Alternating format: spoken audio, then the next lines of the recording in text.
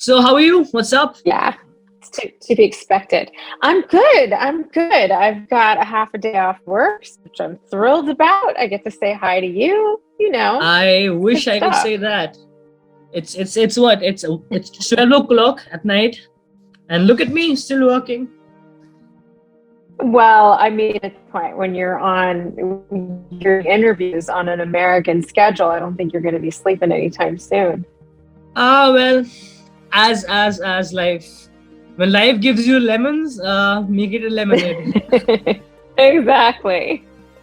Anyway, first of all, congratulations, 642 members, and you've made it through.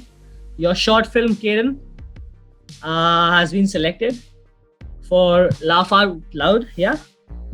Yeah, thank you. Yeah.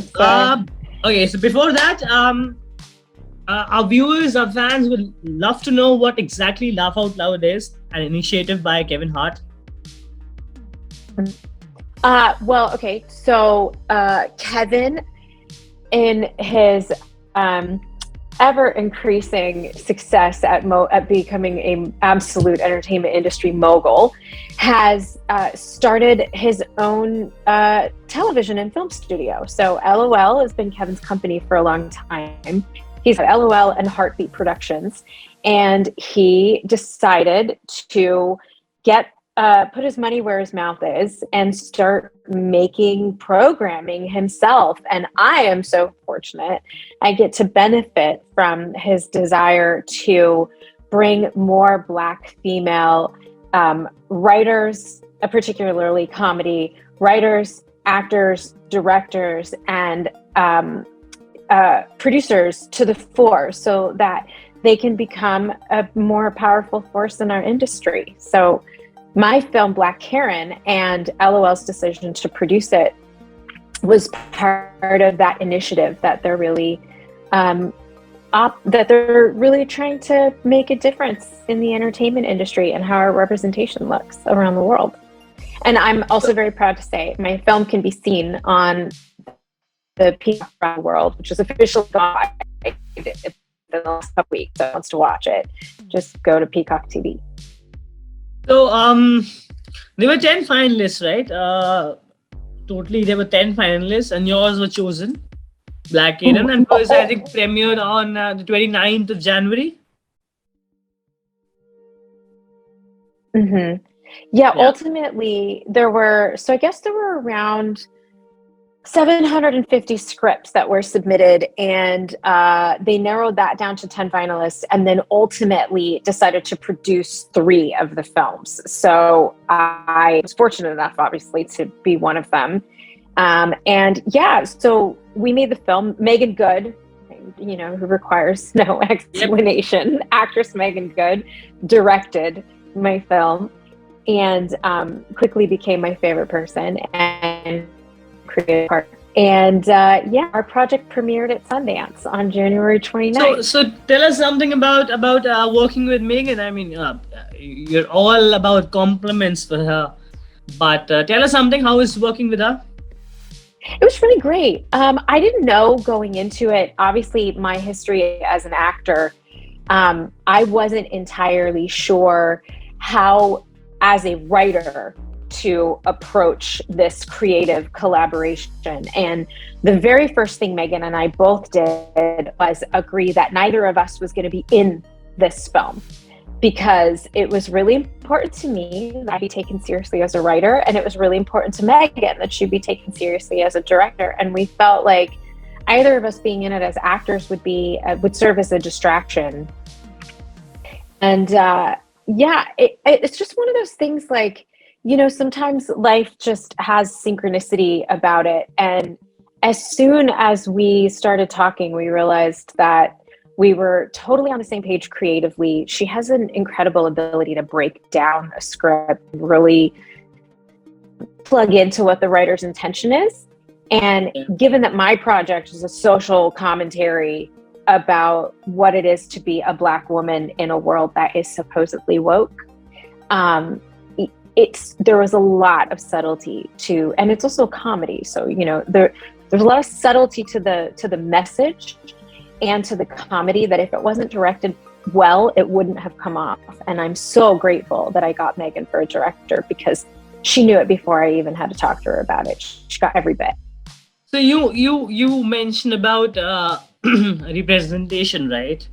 I mean, we all know the history behind representation when it comes to Hollywood, or even Bollywood for that matter, where I come from, Mm-hmm. India. There are certain stigmas that are still there, and they continue to exist, no matter how much we say that it has decreased over the years, or So, what is your call on it? Like, you talk about representation. Has it gotten better from what it was, or things are still somewhat the same, or like, that 1 foot inside the industry, right? Mm-hmm. That is what I'm talking about. In India, we call it nepotism, Yeah. right? So, Oh, we've I got a mean, whole lot of that here too. Oh yeah. yeah. I mean, Oh yeah. I feel that nepotism is not all that bad, but the advantage that a person has is that person already has one foot inside the door with all the networking that that person has, right? Because that person has grown in Mm-hmm. that environment where actors and actresses and that all the glamour is there. So it's quite difficult to Yeah. keep that child away from it. At the end of the day, it becomes his or her choice whether to go for acting or not, Mm-hmm. because his or her parents have been there. So, and Yeah. if the child has the right amount of talent, I don't think nepotism is a bad thing. What is your opinion on that? I mean, I think that there are advantages and disadvantages. Very much to what you said. It it's just makes sense that somebody who grew up in the industry, Yeah. whose parents, grandparents, aunts, uncles are a significant player in the industry, that's going to be the line of work that they gravitate towards. It's no different than if your mom and dad are doctors, you are probably infinitely more likely to gravitate towards medicine.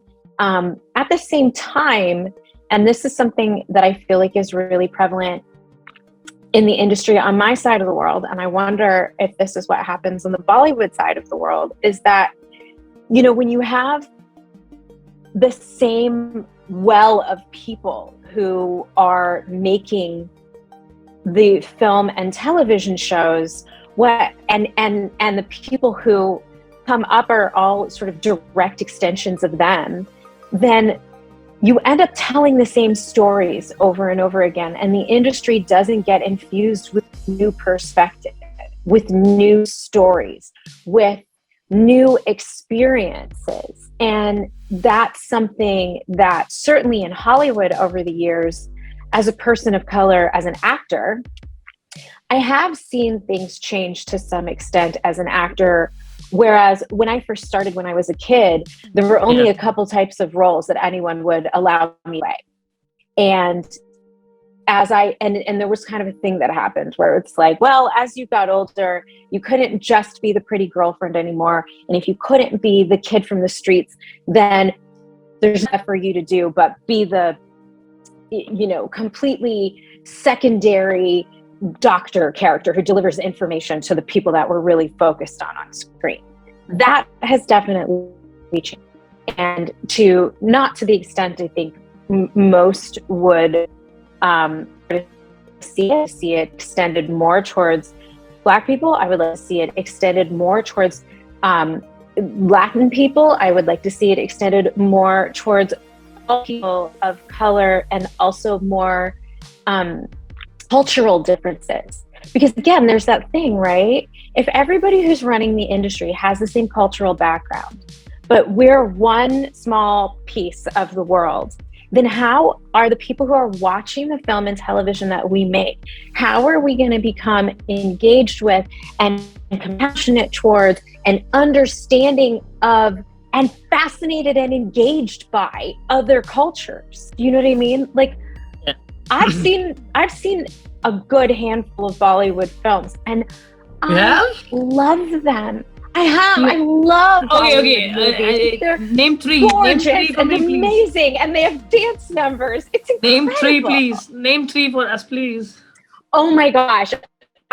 See, now you put me on the spot. Okay, what's the one that Ashwara watched most recently? Oh God, now I'm on the spot. I won't think of the names of any of them. It's okay, Danielle. It's okay. What happened was I watched. Danny Boyle is one of my favorite American directors, and I thought to myself, yeah, you must have seen Slumdog, yeah.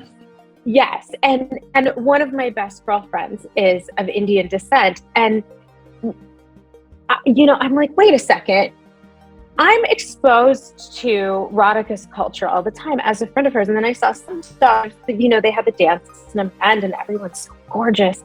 And I thought, wait a second, let me just get some ideas about this. And I started just watching bits and pieces and realized we have this gigantic industry, filmmaking industry that it is gigantic anyway. But so few people in the States are aware of it, and it makes me sad because it's a huge pull of stories. I mean, I'll actually tell you a fact. There are roughly 1 lakh movies released in Bollywood every year. What? Yep, that's the amount. That's crazy. That's crazy. Yes, that's crazy. That's definitely crazy. And now with the advent of OTT platforms like Netflix, Amazon Prime, because Indians consider a lot of things taboos. A lot of things are taboos out here. So what Netflix and Amazon Prime and we don't have Disney Plus. Instead, we have Hotstar out here. So basically, what they've done, they've given writers the freedom to express more stories, which are not censored by the censor board, which is there. So it gives more freedom to writers to expect to come up with stories, and it is good for cinema, definitely. Yeah, and it's good to give new writers the opportunity to tell stories from their perspective. I mean, it's certainly what I feel like. It's the journey that I've been on with this fellowship that I've done with Sundance and LOL, and it's made me infinitely more aware of the need for it all across the board in the industry. You must have come across a lot of people who are participating in this particular event. Laugh out loud. So how was that? How was the participation? And tell us something about Black Karen, just the gist of it. Oh gosh, it was so great. The part of the fellowship process was I love the way you appreciate your work. I just love it. I had such a great experience making this film, and most of all, LOL and Sundance took time to introduce me to amazing women of color throughout the industry, to act in a mentor position. And that is something that I've never had. And historically, it's been understood that most Black filmmakers in Hollywood, we haven't had the opportunity to participate in mentorship programs. And again, to the kind of nepotism at all, most of us do not have family history in the industry. And so therefore, not only have we not had mentorship programs to help shepherd us along and know how things work, we don't have family relationships that are already deeply entrenched in the industry to help shepherd, create introductions. So that is a lot of what the Sundance Institute and LOL ended up doing for me and the 2 other women that were participating in the program. And we got to meet development executives. We got to learn how to properly pitch television shows. We had a lot of support for our creative vision, and the women who produced my film, it was all women. The women who hands-on produced my film not only became my friends, but these really strong ladies that I could really admire and turn to and I still can, if I'm curious about something or I don't know how something goes, or if even I just need a little bit of encouragement. Now to Black Karen. So Black Karen is a dark comedy about a Black woman who is suffering anxiety in a post-woke American world where her white therapist is telling her that the world has changed, and the only person who doesn't realize it is her, and essentially encourages her to go out into the world and function with the audacity of a white woman. And she'll see that the world supports her. And so that manifests itself in her going out and performing a series of, I call them reverse microaggressions. Culturally, Black folks have experienced microaggressions from white folks historically in our country. And so Black Karen turns those on their head, and she performs those microaggressions towards the white folks. And initially it feels as though things are going great and she really is getting what she wants. Until, as those reverse microaggressions escalate and she believes that she's being hero, the rest in the coffee she's in consider her a threat, and she finds herself arrested and discovering that maybe the world's not quite as woke as her white therapist thought it was. Okay. And Cedric the Entertainer does a hilarious cameo in it, and I'm so grateful that he pops in for us as well. Okay. Is it going to have a premiere like through the year as the year progresses? Yeah. So it currently can be seen on Peacock, which is the NBC Universal streaming app, which it worldwide in the last handful of days. So it can be seen there at any time. And then my understanding is that it will be on all of the other NBC properties as well. I hate it when I hate it when an interview is going on and someone tells me about this OTT app, which we don't have. We hardly have anything. We just got Netflix a couple of years back. So, but you never know, though, because I find, I'm American, but we shoot The Flash in Canada. So I'm in Vancouver, Canada right now. And there are so many apps in the States that they don't have in Canada. But what I have discovered is always some alternate app that company that's in owns. partnership with it, yeah. Exactly. So it's just a matter of you've got to I think it's as simple as probably if you Google it in whatever country you're watching this from, you will automatically be directed to whatever app is available in your country that is owned by the NBC Universal Group, where you can see it. Or piracy, long live piracy. I did not say that. I'm kidding. No comments. Okay, you're not a stranger working with Kevin Hart. I think we've seen you guys together in The Real Husbands of Hollywood, and then later with Dwayne Johnson in Central Intelligence. Yeah. Mm-hmm. So how is it working on these two projects with the guys? And we've seen both of them, joking with each other on Instagram Live and cracking jokes, being all jolly. So is the chemistry real? Like, how is it like? Yeah. It's both of them are just as amazing as you hope they would be as their fans. And Kevin and I have gone back a long way prior to all of that stuff. He and I have done a couple television pilots over the years that getting picked up sort of before Central Intelligence. And so I went into that film already knowing him. I didn't know Dwayne. I was so nervous when I met him for the first time. And within 1 minute, he had me thrown over his shoulder and was running around a room with me and had me rolling on the floor laughing. And I realized very quickly that he is hysterically funny and incredibly kind. And I can relate. Even if I will see that man for the first time. If I do, I hope I do. I mean, I'm gonna shat my pants. I mean, it'll be like you kind of pee your pants a little bit. You do, yeah. It'd be like looking at him. It's like a mountain. I'm like, oh, okay. It is.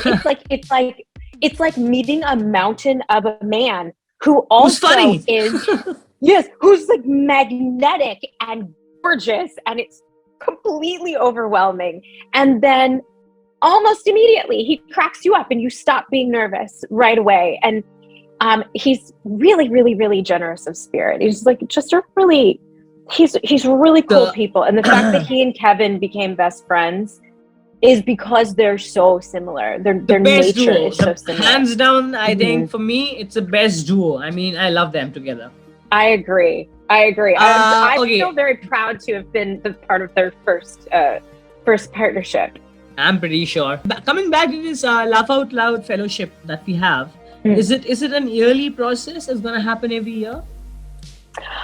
I hope so. I think that that's the intention. That's probably more. I believe that that's something that they're hoping to get the Sundance Institute on board with again. You know, it's no small feat to have a short film premiere at Sundance and to get that level of the level of commitment that they gave us was really special. When I was interviewing during Sundance this year, I learned that it was something like 17,000 short films had been submitted, and it's like maybe 15 that premiered there. So I think it's a matter of Sundance and NBCU and LOL and everyone else involved getting it together. Yep. So I think Sundance has been there since quite some time, providing the right stage and screen for artists, budding artists. Uh, so like giving them their voices, and film festival always comes up with good films. So Mhm. my next question is that how much do you think it gives a right platform to a particular artist? How helpful is it, to for one person to reach more people globally? I think it's incredibly helpful. I think it's incredibly helpful, not just because it helps your PC on a better level. It's you as a producer to have had your project at the festival and because I don't think people realize it's not just a matter of you make a good movie and the movie gets into Sundance. The number of creatives and that support you when your film is at Sundance, these people are selfless and they just love art and they love film, and they really do everything that they can to sort of help give you a launch pad for your project and your career. So I know I can speak for myself. If nothing else, it gave me the most unbelievable boost of confidence. And being able to say, yeah, I wrote a film that was produced by the Sundance Institute and premiered at the 2022 festival. It's incredible. It's incredible. Congratulations once again on that note. My second last question Thank is you. how is working on the Flash? You played the character of Cecile. Yeah. So how is working on a show like the Flash? It's great. I think it's Flash, turned to number one rating recently in November, I think. So yeah, how is working on the series like? It's really great. It's a lot of fun. I mean, you all have the Flash in India, yeah? It's on Netflix. We do. Okay. Thankfully, yeah, we do. it's something that we can share. Yeah, the Flash is fantastic. We might not have freedom of speech at times, but we do have the Flash at times. So it's okay. Well, I don't know if they're on par. Off record, Daniel. Off record. Yeah. Well, it's being on Flash is amazing, and if you had told me when I was a kid that one day I would grow up and be on the type of TV show that I love to watch, and that I would play somebody that had superpowers and was a hero, I never would have believed you. And it's really it's a really cool thing. When I was a kid, if someone told me that one day you'd be interviewing someone who was there in the Flash, I wouldn't have believed that person either.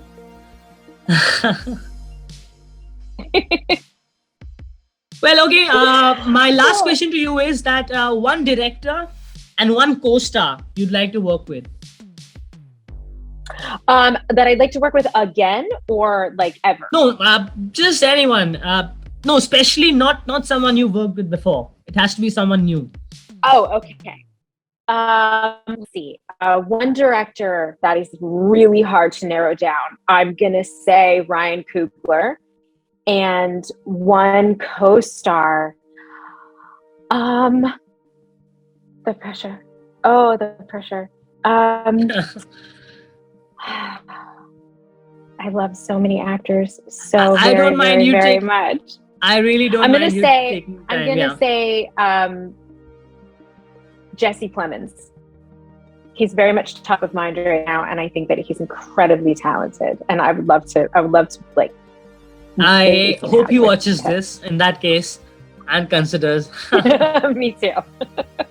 Okay. On this note, I think we've covered everything that was necessary. We've covered Love Out Loud as an initiative, Black Karen, and all the best for the worldwide premiere whenever it's available. I hope we Thank get you it so in much. India, and I hope I get to watch it. And Me I'm pretty too. sure it's going to be really amazing because among 642 entries, one winner, that's amazing. That's really great. Uh, I was in a class of like 50 students. I never came first. So, well, it's great. Well done. But anyway, I'm interviewing Daniel right now. So I think those 49 other students can. Okay, on this note, thank you so much, Daniel, for being with me and Animated Times. Thank It you was for- wonderful to have you. I wish this could have happened at 5 at the earlier one occasion and the earlier interview, which could not happen because of different time zones. But better late than sorry. And yeah. So, yeah, thank you so much for being with us. I hope you enjoyed it as much as I did because I did. And yeah, all the best for your future projects. Are there any future projects in line? Right now, I'm just finishing up Flash. We've got about 6 more weeks of shooting, and then I'm in the process of writing another project. And hopefully, I'll be making another film in not too long. Great. And I hope that whenever is done, you're writing, penning film down. I hope we catch up again and we talk about it. Thank you. Me too. And Thanks for having me. Thanks for having like yourself with us. It's an honor. So yeah, thank you so much. Thank you so much, Saloni, for giving me another opportunity. Yep.